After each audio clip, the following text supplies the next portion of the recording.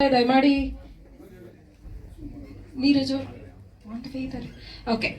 ಅಜಯ್ ಇದಕ್ಕೆ ಮೇಲೆ ಅಜಯ್ ರಾಮ್ ಅವರು ಸಾಫ್ಟ್ವೇರ್ ಇಂಜಿನಿಯರ್ ಇದ್ದಾರೆ, ಹಾಗೆ ಆಕ್ಟಿಂಗ್ ಅಲ್ಲಿ ಕೂಡ ಫ್ರೆಶರ್ ಆಗಿದ್ದಾರೆ, ಆಕ್ಟಿಂಗ್ ಮಾಡಿದ್ದಾರೆ. ನೀವು ನಮ್ಗೆಲ್ರಿಗೂ ಗೊತ್ತು ಪಾಪ ಪಾಂಡುನ ಖ್ಯಾತಿಯ ಚಿದಾನಂದ್ ಸರ್ ಬಂದಿದ್ದಾರೆ.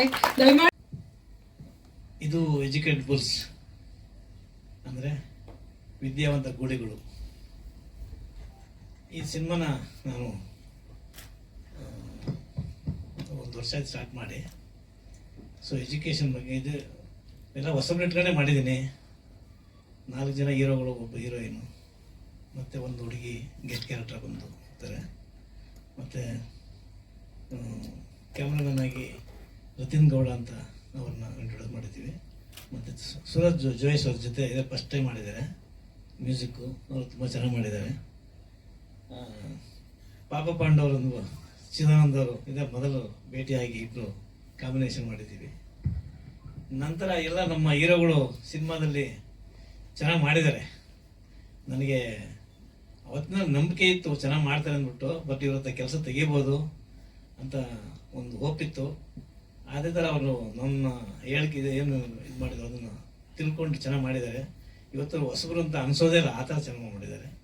ಮತ್ತು ನಾಯಕಿಯಾಗಿ ಸಹ ಪೂರ್ವಿಕ ಚೆನ್ನಾಗಿ ಮಾಡಿದ್ದಾರೆ.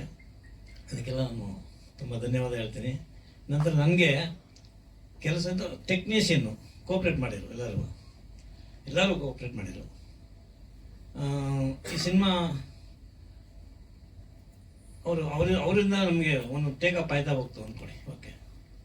ಸೊ ಇದು ಒಂದು ಕತೆ ಬಂದಾಗ ಏನಾಗುತ್ತೆ ಅಂದರೆ, ಸಿನಿಮಾದ ಕತೆನ ಆಯ್ಕೆ ಮಾಡಿದ್ದು ಇದು ಮೊದಲು ಎಜುಕೇಟೆಡ್ ಬುಲ್ಸ್ ಅಂತ ಹೊಡಿ 22ನೇ ಇಸ್ವಿಯಲ್ಲಿ ಒಂದು ಸ್ಟಾರ್ಟ್ ಮಾಡಿದ್ದಾಗ ಸರ್ ಇದೆ ಟೈಟ್ಲಲ್ಲಿ. ನಿರ್ಮಾಪಕರು ಬೇರೆ ಆಗಿದ್ರು, ಅದು ನಿಂತೋಯ್ತು. ಇದೇನು ನಿಂತೋಗ್ಬಿಟ್ರಲ್ಲ, ಸೇಮ್ ನನಗೆ ಎಷ್ಟೊಂದು ಪಬ್ಲಿಸಿಟಿ ಆಯಿತು, ನಿಲ್ಲಿಸ್ಬಿಟ್ರಲ್ಲ ಇವರು ಅಂತ ಹೇಳಿ ನಾನೇ ಟೇಕಪ್ ಮಾಡೋಣ, ನನ್ನ ಸ್ವಂತ ಬ್ಯಾನರ್ ಮಾಡೋಣ ಅಂತೇಳಿ ಸೇಮ್ ಟೈಟ್ ಇಟ್ಕೊಂಡು ಕತೆ ಬೇರೆ ತೊಗೊಂಡು ಇನ್ನೊಬ್ಬರ ಹತ್ರ ಎಲ್ಲ ಚೇಂಜ್ ಮಾಡಿ, ಹೊಸ ಹುಡುಗರೆಲ್ಲ ಚೇಂಜ್ ಮಾಡಿ, ಮತ್ತು ಆ ಸಿನಿಮಾದಲ್ಲಿ ಒಬ್ಬರನ್ನು ಆಗ್ತಾರೆ ಟೆಕ್ನಿಷಿಯನ್ ಪ್ರತಿಯೊಬ್ಬರನ್ನು ತೊಗೊಂಡು ಇದು ಸಿನಿಮಾ ಸ್ಟಾರ್ಟ್ ಮಾಡಿದೆ. ಈ ಎಜುಕೇಟೆಡ್ ಬುಲ್ಸ್ ಅನ್ನೋದು ಆ ಕತೆ ಚೆನ್ನಾಗಿ ಇಳಿಸ್ತು. ಒಬ್ಬರು ಕತೆ ಬರೆದಿದ್ರು, ಅದು ತುಂಬ ಇಳಿಸ್ತು ನನಗೆ ಅದು ಕತೆ. ಈಗ ಒಬ್ಬ ವ್ಯಕ್ತಿ ಎಲ್ಲರೂ ವಿದ್ಯಾವಂತರಾಗಿ ಕೆಲಸ ಕೊಡ್ತಾರೆ ಅಂದ್ಕೊಳ್ಳಿ. ನಮ್ಮ 4 ಜನ ಹೀರೋಗಳು ವೆಲ್ ಎಜುಕೇಟೆಡ್ಗಳು. ಸೊ ಅವರು ಏನೋ ಒಂದು ಕನಸು ಕಾಣ್ತಾರೆ, ನಾವು ಚೆನ್ನಾಗಿರ್ಬೇಕು ಸಮಾಜದಲ್ಲಿ, ಅದಕ್ಕೆ ಎಲ್ಲರಿಗೂ ಒಂದು ಸ್ಟೆಪ್ ಮುಂದಿನ ಮೇಲೆ ಇರಬೇಕು ಅಂತೇಳಿ. ಒಂದು ಬರೀ ಕೆಲಸ ಒಂದು ಕೆಲಸನೇ ಮುಖ್ಯ ಅಲ್ಲ ನಮಗೆ, ನಮ್ಮದು ಅಂತ ನಾವು ಗುರುತಿಸ್ಕೋಬೇಕು ಅನ್ನೋ ಥರ ಒಂದು ಕಾನ್ಸೆಪ್ಟ್ ಅವರೆಲ್ಲ ಆಸೆ ಆಕಾಂಕ್ಷೆ ಇರ್ತದೆ. ಸೊ ಈ ಆಸೆ ಆಕಾಂಕ್ಷೆನ ಒಬ್ಬರು ಕಾಯ್ತಾ ಇರ್ತಾರೆ. ಬನ್ನಿ, ನಮ್ಮ ನೀರಜ್ ಅಂತೇಳಿ.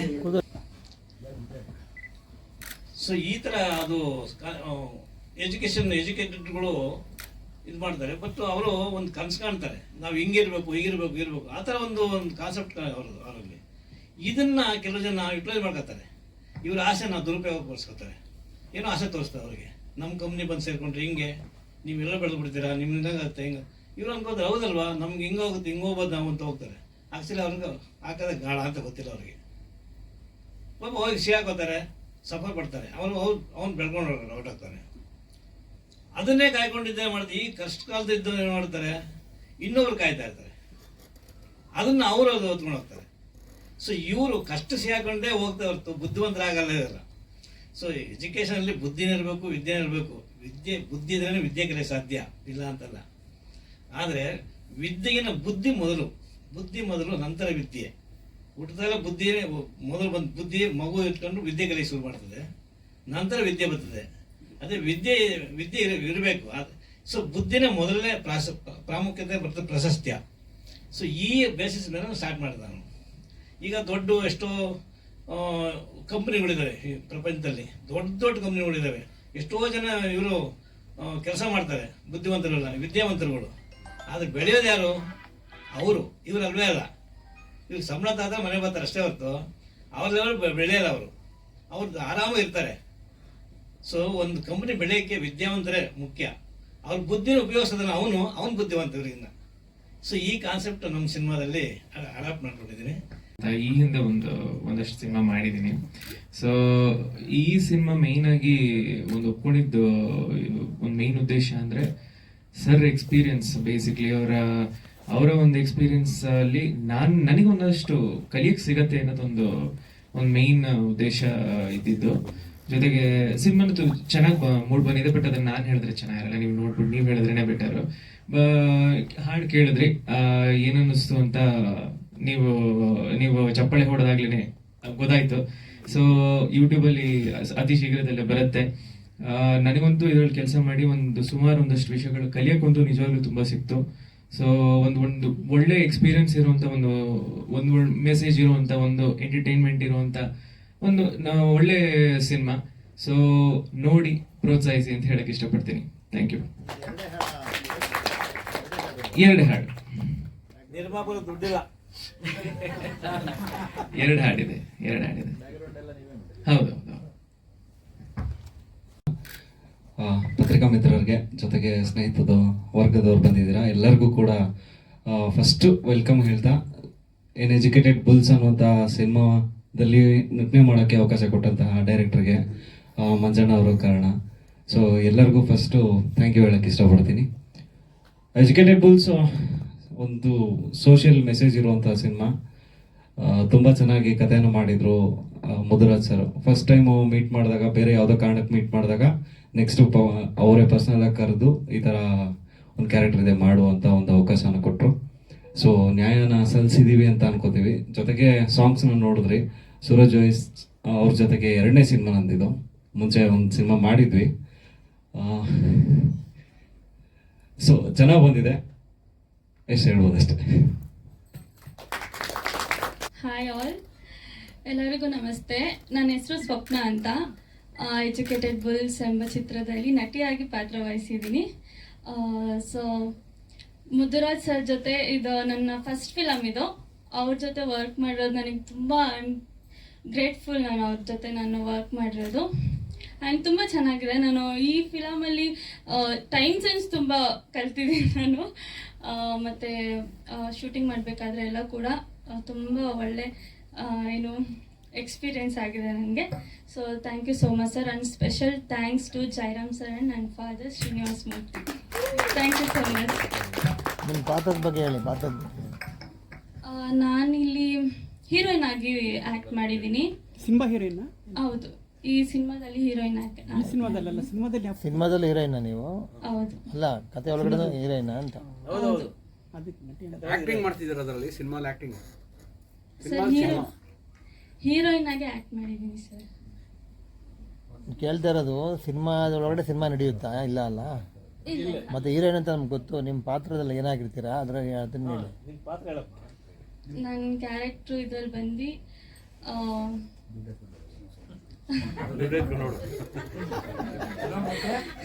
ಇದರಲ್ಲಿ ಒಂದು ಸಾಮಾನ್ಯ ಹುಡುಗಿ, ಬಡ ಹುಡುಗಿ, ಆಮೇಲೆ ಒಂದು ಮಟ್ಟಕ್ಕೆ ಬರ್ತೀನಿ.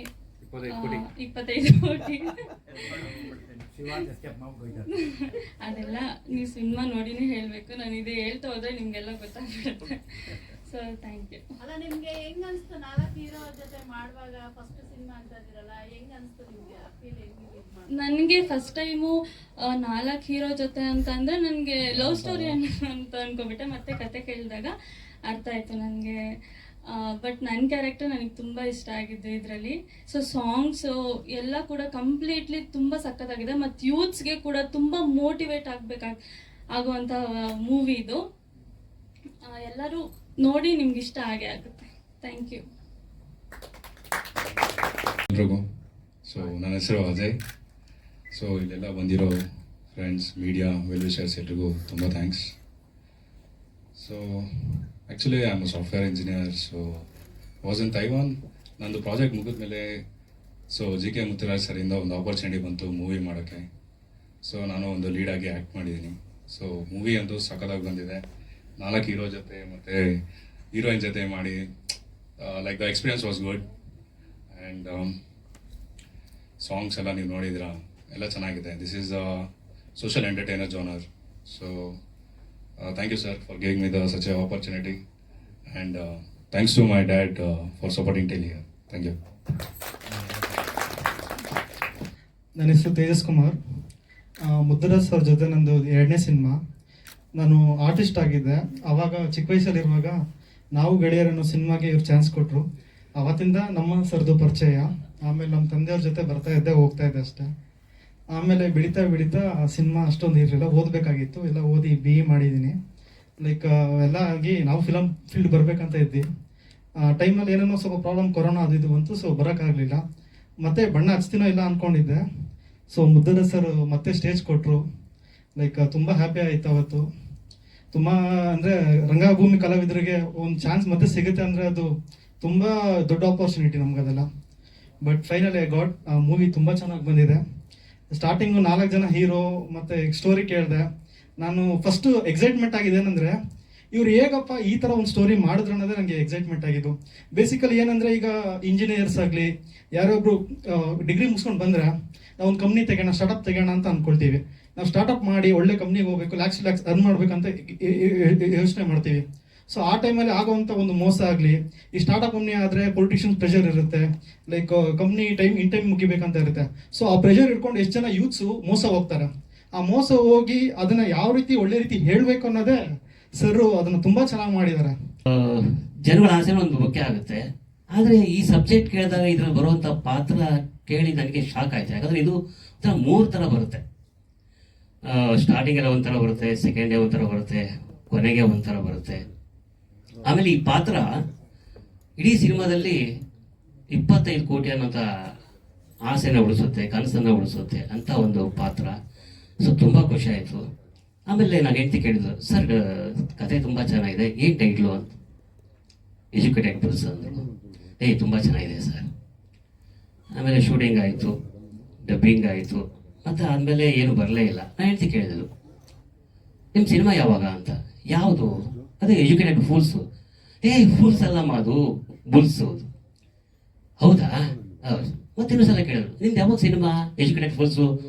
ಫೂಲ್ಸ್ ಅಲ್ಲಮ್ಮ, ಅದು ಬುಲ್ಸು. ಅಂದರೆ ಆಮೇಲೆ ಅಂದ್ಕೊಂಡೆ ನಾನು, ಇದು ಫೂಲ್ಸು ಬುಲ್ಸು ಅಂತ. ಕೊನೆಗೆ ಇಲ್ಲೊಂದ್ಸಲ ಸಿನಿಮಾ ಪ್ರೀಮಿಯರ್ ಶೋ ಹಾಕಿದಾಗಲೇ ಗೊತ್ತಾಯ್ತು ಎಜುಕೇಟೆಡ್ ಫೂಲ್ಸ್ ಅಂತ. ಎಷ್ಟು ಅಂದರೆ ಇಲ್ಲಿ ಫೂಲ್ಸು ಹೌದು, ಬುಲ್ಸು ಹೌದು, ಎರಡೂ ಮ್ಯಾನೇಜ್ ಮಾಡುವಂಥ ಪಾತ್ರಗಳು ಈ ಸಿನಿಮಾದಲ್ಲಿ ಬರುತ್ತೆ. ಮುದ್ದುರಾಜ್ ಸರ್ದ ಹತ್ರ ಇನ್ನೂ ನಾನು ಒಂದ್ಸಲ ಇದೇ ಥರನೇ ನಾನು ಸಾರಿ ಕೇಳಬೇಕು. ಸಾರಿ ಸರ್, ಒಂದಿನ ಲೇಟ್ ಆಯಿತು. ಯಾಕೆ ಅಂತಂದರೆ ಸುಮಾರು ನಮ್ಮ ಮನೆಯಿಂದ ಒಂದು ಲೊಕೇಶನ್ನು 38 ಕಿಲೋಮೀಟ್ರು. ಅದು ದೇವನಹಳ್ಳಿ ಹತ್ತತ್ರ ಬರುತ್ತೆ ಲೊಕೇಶನ್ನು. ನಾನಿದ್ದದ್ದು JP ನಗರ, ಜಂಬೂ ಸವಾರಿದ್ದೀನಿ. ಹೋಗ್ತಾ ಇದ್ದೆ, ಮ್ಯಾಪ್ ಹಾಕೊಂಡೆ ಹೋಗ್ಬೇಕು, ಪ್ರತಿಯೊಂದು ಲೊಕೇಶನ್ಗೆ ಹೋಗ್ಬೇಕು ಅಂತಂದ್ರು. ಅದು ಕರೆಕ್ಟಾಗಿ ತೋರಿಸ್ತು. ಎಲ್ಲಿವರೆಗೂ ತೋರಿಸ್ತು ಅಂದರೆ BTM ಲೇಔಟಿಂದ ಒಂದು ಸ್ವಲ್ಪ ಮುಂದೆ ಹೋಗ್ತೀವಿ.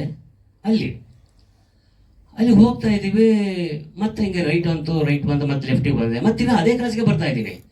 ಹಿಂಗೆ ಹೋಗ್ತಾ ಇದ್ದೀನಿ, ಮತ್ತೆ ಅಲ್ಲಿಗೆ ಬರ್ತಾ ಇದ್ದೀನಿ. ನನಗೆ ಮೈಯೆಲ್ಲ ಬೆವದೋಗಿತ್ತು. ಯಾಕಂದರೆ ಟೈಮ್ ಆಗ್ತಾ ಇದೆ.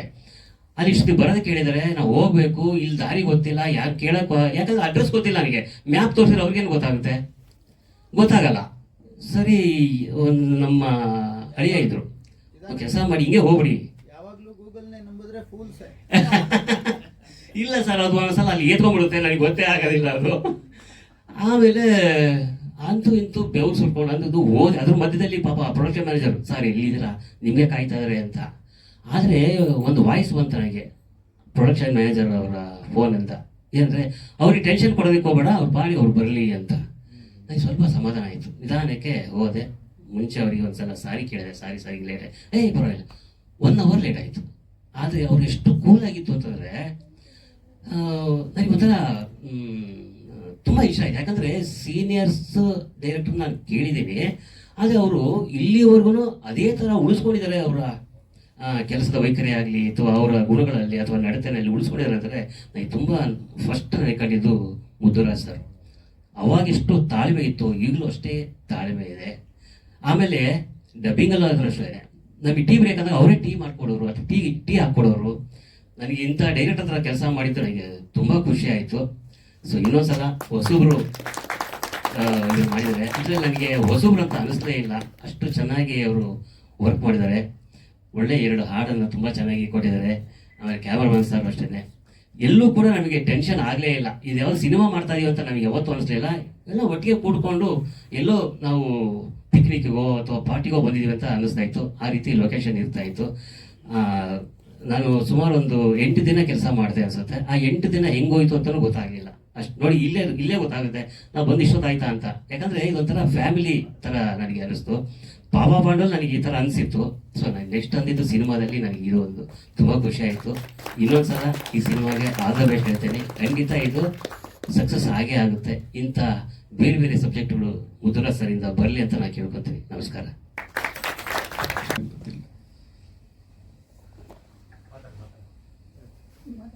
ಸೊ ಎಲ್ಲರೂ ಹೇಳಿದಾಗೆ ಸ್ಟೋರಿ ಎಲ್ಲ ಚೆನ್ನಾಗಿದೆ. ಮೋಸ್ಟ್ಲಿ ನಾನು ಆಡಿಯನ್ಸ್ ಥರ ನೋಡಿದ್ರೆ ಗೊತ್ತಾಗೋದು, ಯಾಕಂದರೆ ನಾನು ಹೇಳೋಕ್ಕಾಗಲ್ಲ, ಈ ಮೂವಿ ಯಾರು ಹೇಳೋಕ್ಕಾಗಲ್ಲ ಔಟ್ಸೈಡ್. ಸೊ ಅಷ್ಟೇ. ನಿಮ್ಮ ಪಾತ್ರದ ಬಗ್ಗೆ ಹೇಳಿ ಸಿನಿಮಾ, ಯಾಕೆ ನಿಮ್ಮನ್ನೇ ಮೇನ್ ಹೀರೋ ಅಂತಿದ್ದಾರೆ, ಅವರು 4 ಜನ ಹೀರೋ ಅಂತಾರೆ. ಅವರೆಲ್ಲ ಹೇಳ್ಬಿಟ್ಟಿದ್ದಾರಲ್ಲ, ಅದಕ್ಕೆ ಲೇಟಾಗಿ ಬಂದು ಎಲ್ಲ ಹೇಳ್ತಾರೆ ಅಂದ್ಬಿಟ್ಟು. ಫಸ್ಟ್ ನಿಜ ಜೀವನದಲ್ಲಿ ಏನು ಮಾಡ್ತೀರಾ? ಇಲ್ಲ, ಓದ್ತಾ ಇಲ್ಲ. ಸೊ ಇದೆ, ಈಗ ಏನು ಮಾಡ್ತಾ ಇದ್ದೀವಿ, ಓದ್ತಾ ಇರೋದು ಹೇಳು. ಆರಾಮಾಗಿ ಫಸ್ಟ್ ನೋಡ್ಬೇಕು.